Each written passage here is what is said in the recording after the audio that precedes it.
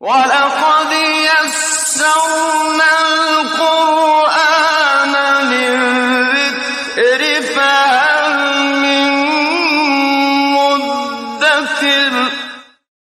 السلام علیکم ورحمۃ اللہ وبرکاتہ. میں فاطمہ بن فیاض عالم ریڈیس پبلک اسکول دھرمپور سمستی پور کے درجہ کی طالبہ ہوں.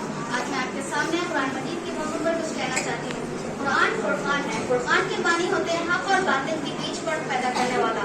سورہ فرقان آیت نمبر 1 میں اللہ تعالیٰ فرماتا ہے تبارک الذی نزل الفرقان علی عبدہ لیکون للعالمین نذیرا. صدق اللہ العظیم. نہایت متبرک ہے وہ جس نے فرقان اپنے بندوں کے لیے نازل کیا اور سارے جہان والے اس کے نذیر ہوں. قرآن کی روشنی کے ہوتے ہوئے حق اور باطل گڑبڑ نہیں ہو سکتے. قرآن پر ایمان رکھنے والے باطل سے اتنے ہی فاصلے پر ہیں جتنا قرآن حق اور باطل کے بیچ بتاتا ہے. لہٰذا قرآن سے رشتہ جوڑے, قرآن پڑھے, قرآن سمجھ کر پڑھے, قرآن پر غور و فکر کرے, قرآن پر عمل کرے, اللہ کو راضی کرے, اللہ کے غضب سے بچے, آخرت سنوارے اور جنت کو اپنا